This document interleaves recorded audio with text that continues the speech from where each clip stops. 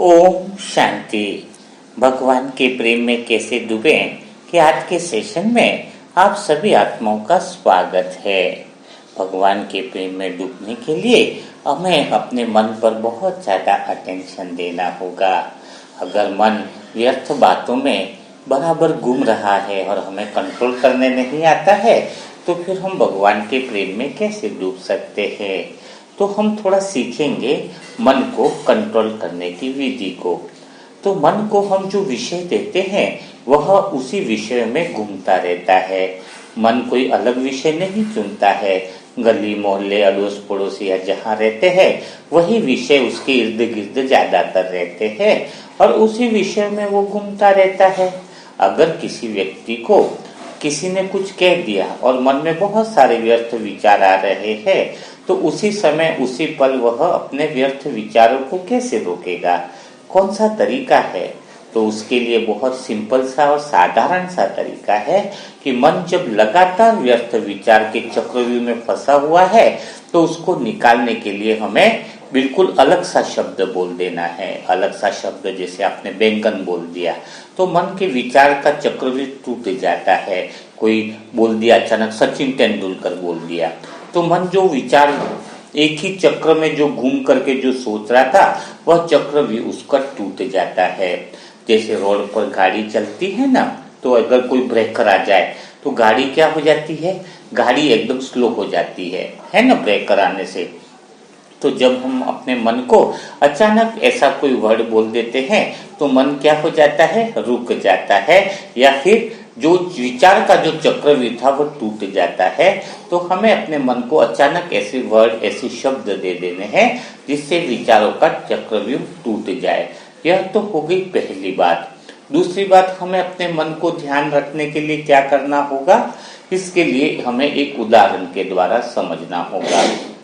जैसे अगर कोई व्यक्ति जो है वह उसके ऑफिस में कोई आता है तो वह बहुत अच्छा बॉस है और ऑफिस में वो बैठा हुआ है, लेकिन वो व्यक्ति जब आता है और उससे कहता है कि मुझे आपसे काम है सर, मुझे आपसे काम है, तो वह व्यक्ति उसको क्या कहता है, नहीं 20 मिनट बैठो, मैं आपसे 20 मिनट बाद में बात करूंगा, अभी मैं बिजी हूँ। तो आप क्या करोगे, अगर आप उसके ऑफिस में गए हो तो आप बाहर बैठ जाओगे और 20 मिनट का इंतजार करोगे। बिल्कुल सही बात है। अब वो बॉस जो है वो अपना काम निपटा रहा है अंदर और 20 मिनट तक आप वेट करते हो, फिर वापस जाते हो और अपना काम करवाते हो। बहुत अच्छे से सिचुएशन को समझना।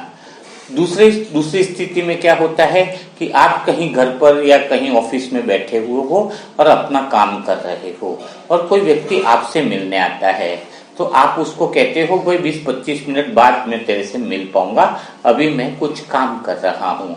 तो वह दूसरा व्यक्ति भी बाहर बैठकर रुक जाता है।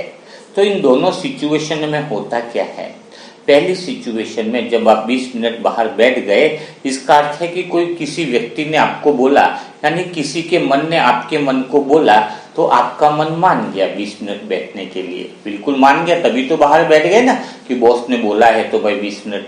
तो किसी और के मन ने बोला तो आपका मन मान गया, ठीक है। दूसरी सिचुएशन में क्या हुआ कि आपने किसी को बोला 20-25 मिनट बैठो, तो आपका मन किसी और के मन को समझा दिया। आपके मन ने किसी और के मन को समझा दिया और वो 20 मिनट बैठ गया। यानी क्या हुआ कि जब किसी और का मन आपके मन को बोलता है तो आपका मन समझ जाता है, आपका मन किसी और के मन को समझाना चाहता है तो वो मन समझ जाता है। तो आपका मन आपसे क्यों नहीं समझता है, आपका मन आपकी बात क्यों नहीं मानता है। तो इसका कारण यह है क्योंकि आपने जब ऑफिस के लड़के को बोला कि 20-25 मिनट बाद मैं तेरे से बात करूंगा, तभी तो वो गया, नहीं तो गेट पर खड़ा रहता। तो आपका मन इसलिए आपकी बात नहीं मानता है क्योंकि आप अपने मन से कहते ही नहीं कि भाई यह व्यर्थ विचार आ गया, उसको बोलो यह विचार अभी जरूरत नहीं है, इस पर हम 10 घंटे बाद चिंतन करेंगे। तो ऑटोमेटिक वो मन वह विचार करना बंद कर देगा। लेकिन आप अपने मन को कहते ही नहीं हो, जाने अनजाने में जब अपने मन को यह कहकर सोते हो कि मुझे सुबह 4 बजे उठा देना, तो ऑटोमेटिक आपका मन आपको 4 बजे उठा देता है। तो आपका मन आपकी बात मानता है, लेकिन जरूरत इस बात की है कि आप अपने मन को आदेश ही नहीं देते हो, आप अपने मन को कहते ही नहीं हो।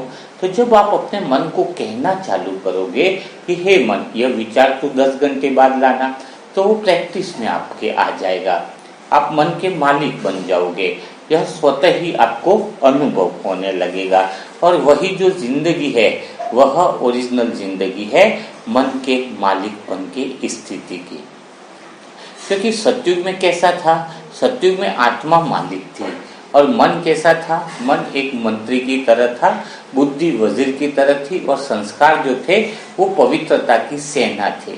ठीक है, तो सतयुग में जो जिंदगी थी आत्मा की, उसको अनुभव करो तो मन को आप अच्छे से कंट्रोल करके चल सकते हो और भगवान के प्रेम में डूब सकते हो। अब सतयुग में कैसा था? आत्मा मालिक थी, मन मंत्री था, तो मन मंत्री सारे काम कर लेता था, मन मंत्री बाहर की कर्मेंद्रियों से सारे काम करवा लेता था। वहां पर तो पवित्रता ही थी, सब कुछ अच्छा था, तो बहुत सुख और शांति का राज्य था। तो मन मंत्री बाहर की कर्मेंद्रियों से काम करवाता था। बुद्धि वजीर था, वहां पे इतनी वजीर की कोई आवश्यकता नहीं थी, लेकिन वहां पर बहुत ज्यादा क्या है, चीजों पर ध्यान रखने का काम बुद्धि करती थी। और संस्कार यानी पवित्रता की इतनी सेना थी, यानी इतने पवित्रता के संस्कार थे कि सुख और शांति का राज्य था। तो आत्मा भी फ्रैंक होकर के बिल्कुल शांति से बैठती थी, क्योंकि मन सारे काम को संभाल लेता था। लेकिन जैसे जैसे त्रेता युग आया तो आत्मा थोड़ी सी आलसीपन में आई कि अपना मन तो सारे काम कर ही लेता है, मुझे क्या देखने की जरूरत है। और उधर मन मंत्री जो था उसके अंदर थोड़ा बहुत मैंपन आया कि सारे काम तो मैं ही करता हूं, तो मैं ही राजा हो गया, मैं ही तो बॉस हो गया ना। क्योंकि मन मंत्री था, वही सारे काम करता था, आत्मा को खाली बताता था।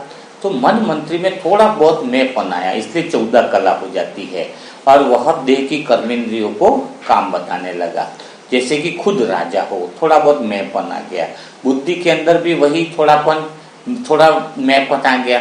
पवित्रता के संस्कार की रूपी सेना भी थोड़ी सी मिलावट होने लगी कि उनको भी लगा कि हम ही बॉस हैं, है ना। तो त्रेता युग के अंत तक आते आते जैसे द्वापर युग चालू हुआ, मन मंत्री अपने आप को बॉस समझने लगा। लेकिन जैसे ही द्वापर युग बढ़ने लगा तो देह की कर्मेंद्रिया ने और मन मंत्री पर भी हमला कर दिया। देह की कर्मेंद्रिया अपने आप को बॉस समझने लगी, मन को भी हटा दिया गया। यानी मन को भी बोला कि तू क्या है, हम ही सब कुछ है, क्योंकि मन अब आत्मा से तो कुछ ले नहीं रहा था, है ना। तो बुद्धि की भी यही हालत हुई, सतो प्रधान की जगह तमो प्रधान बुद्धि हो गई। तो अब तो शरीर की कर्मेंद्रियों ने द्वापर युग के बाद से पूरा हमला यानी अधिकार मन मंत्री पर भी कर लिया, बुद्धि पर भी कर लिया। पवित्रता के संस्कार रूपी सेना थी, वो संपूर्ण अपवित्रता की सेना ने राज्य कर लिया। अब क्या होता है, कलयुग के अंत में आते आते मन मंत्री बिल्कुल पागल जैसा हो जाता है, बेहोशी जैसा हो जाता है, क्योंकि शरीर की कर्मेंद्रिया मन को नचा रही है, कभी इधर तो कभी इधर नचा रही है। बुद्धि भी इतनी तमो प्रदान कर दी है कि उसको समझ में नहीं आ रहा है कि कहाँ जाऊं कहाँ नहीं जाऊं। अब संसार को छोड़ के भी तो जा नहीं सकता, यह तो खेल का मैदान है ना। और संस्कार रूपी सेना जो थी, पवित्रता की संस्कार रूपी जो सेना थी, वह भी डगमग होने लग गई, यानी उसमें अपवित्रता आ गई।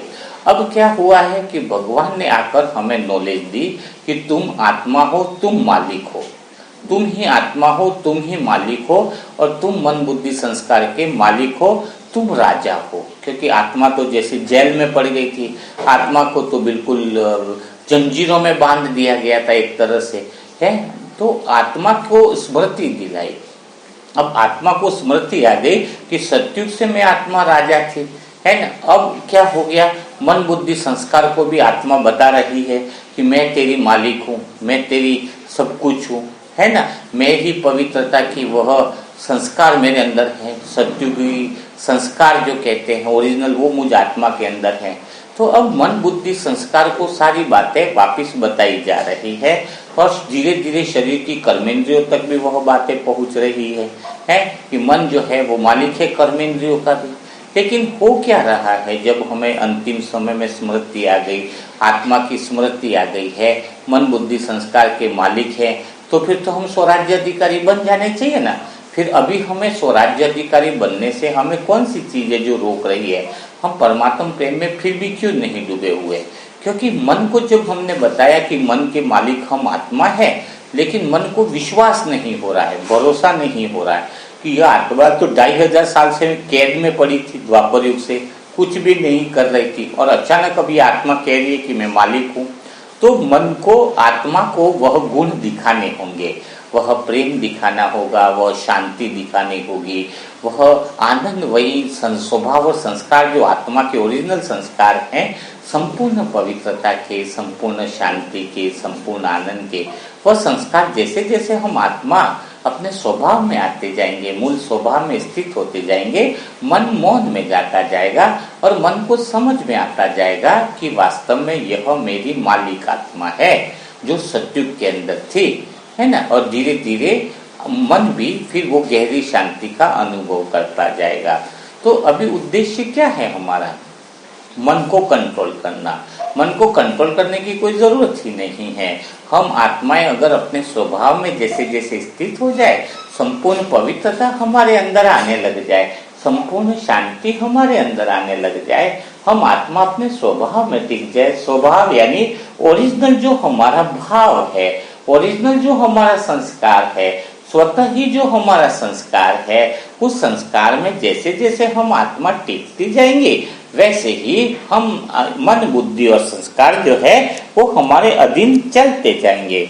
अब कोई डॉक्टर है और वो डॉक्टर तो भूल गया 2500 साल से, अब उसको स्मृति आ गई मैं डॉक्टर हूँ, तो लोग क्या बोलेंगे? भाई तू डॉक्टर है, तुझे याद तो आ गया, लेकिन तू किसी को, पेशेंट को तो देख के बता, किसी मरीज को इलाज करके तो बता, तो हम माने कि तुम डॉक्टर हो।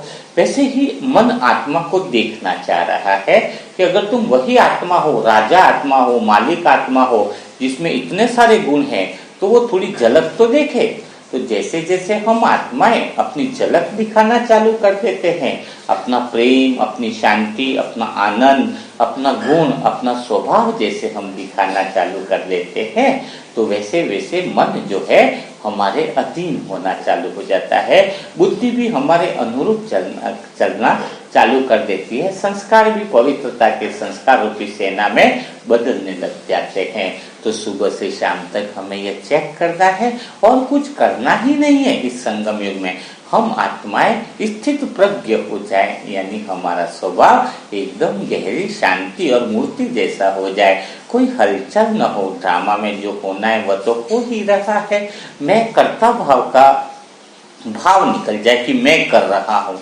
नहीं, ड्रामा में जो हो रहा है सभी अपने कर्म और भाग्य के अनुसार सब कुछ अपना पा रहे हैं। मैं करने से भी कुछ नहीं होना है और मेरे नहीं करने से भी कुछ नहीं होना है, क्योंकि मैं कुछ कर ही नहीं रहा हूँ। सबसे बड़ी गलत फहमी इस ड्रामा में यही है कि मैं कर रहा हूँ, है ना, मैं नहीं कर रहा हूँ। अगर तुम कर रहे होते तो तुम जो चाहते वैसा ही होता, लेकिन तुम जो चाहते वैसा तो होता ही नहीं है कभी भी, यानी तुम कुछ कर ही नहीं रहे हो, है ना। तो एक निमित्त का भाव आ जाए कि सब कुछ परमात्मा कर रहा है और ड्रामा अनुसार सभी आत्माएं अपने भाग्य अनुसार सब कुछ अपना पार्ट बजा रही है, जो इस ड्रामा में नूंद है। तो ये कर्ता भाव अगर निकल जाए और अपनी आत्मा शांत स्वरूप स्थिति में स्थित हो जाए, आनंद स्वरूप स्थिति में स्थित हो जाए, तो मन तो जगत जीत मन, मनाभव की स्थिति हो जाएगी। परमात्मा प्रेम में डूबना बिल्कुल आसान हो जाएगा। एक दिन इस स्थिति का अनुभव करके देखो कि मैं कुछ भी नहीं कर रहा हूँ, मैं तो आत्मा हूँ। जो कुछ हो रहा है वह स्वतः ही हो रहा है और वह परमात्मा ही कर रहा है। मैं कुछ भी नहीं कर रहा हूँ, न तो मेरे करने से कुछ होने वाला है, न मेरे नहीं करने से कुछ होने वाला है। तो जो भी आप कर्म करो वो निमित्त भाव से करो। निमित्त भाव से जब आप कर्म करोगे तो कर्म के परिणाम से भी आप बिल्कुल निश्चिंत रहोगे। क्यों? क्योंकि आपके कर्ता भाव नहीं है तो आप परिणाम से चिंतित नहीं होगे। जो भी कर रहा है वो भगवान कर रहा है, मैं तो निमित्त समझ के वो काम कर रही हूँ, तो उसका परिणाम की भी जिम्मेदारी स्वयं ऊंचे से ऊंचे भगवान की होगी। बहुत सिंपल सा वर्क है अगर देखा जाए, लेकिन जरूरत है वह उस तरीके से प्रैक्टिकल जीवन जीने की, तो हम वह भगवान के प्रेम में डूबने की अवस्था का अनुभव कर सकेंगे। तो परिवार की दुआओं के कार्यक्रम में बहुत एडवांस बुकिंग चल रही है। अभी भी जिन आत्माओं को बुकिंग करानी हो वो जल्दी करा दे। 7 अगस्त तक की तो बुकिंग एडवांस बुकिंग चल रही है। सभी आत्माओं के जीवन में दुआओं से बहुत बड़ा बदलाव आ रहा है। सभी को लग रहा है कि फैमिली में पूरी जो अशांति चल रही थी वो शांति में बदल रही है। किसी की जॉब का इश्यूज था वो जॉब लगने की चांसेस बन रहे हैं। किसी का बिजनेस नहीं चल रहा था उसके बिजनेस में बढ़ोतरी हो रही है। तो ये फैमिली पर जो दुआएं मिल रही है मुझे भी नहीं पता था कि इतना आश्चर्यजनक रिजल्ट मिलेगा। तो क्योंकि पूरे घर पर और पूरे परिवार पर इतनी पवित्र आत्माओं के वाइब्रेशन मिलते हैं और 52 आत्माओं के द्वारा भक्ति की जाती है, योग भक्ति की जाती है, तो इसका प्रभाव तो होना ही है और दुआओं का प्रभाव तो होता ही है। यह स्वयं ऊंचे से ऊंचे भगवान के बोल हैं। तो निश्चय बुद्धि के साथ अभी भी जिन परिवार आत्माओं की दुआएं बाकी है और करवाना चाहते हैं व्हाट्सएप पर मैसेज कर दें, क्योंकि बाद में समय नहीं मिलेगा। बाद में फिर बीमार आत्माओं के ही वीडियो चलेंगे, है ना। अभी मैंने इसलिए खोल रखा है क्योंकि मनसा सेवा ग्रुप की आत्माएं भी मजबूत बने, उनको भी एक मौका मिले कि वह परिवार के लिए अपनी दुआएं करा सके। परिवार खुश रहेगा तो वो अच्छे से दुआ कर सकेंगे। तो उस दुआओं के क्रम में आज जिसकी दुआओं की बारी है वह है बीके सरिता बहन। सरिता बहन और उनके परिवार के लिए ढेर सारी दुआएं करें, नई नई दुआओं के शब्द लाएं, नए नए वाक्य लाएं कि परमात्मा उनका ध्यान रख रहा है, भगवान उनकी शुद्ध मनोकामनाओं की पूर्ति कर रहा है। स्वयं ऊंचे से ऊंचे भगवान की छत्र छाया उनके सर पर है। हम सभी मनसा सेवा ग्रुप की सभी आत्माओं की दिल की दुआएं बीके सरिता बहन के साथ हैं। तो सरिता बहन और उनके परिवार को ढेर सारी दुआएं दो, बिना देरी किए, बिना समय गवाए। जितना जल्दी, जितना अधिक से अधिक आप सरिता बहन को दुआएं दोगे उतना ही आपके भी जीवन में पुण्य कर्म बढ़ेगा।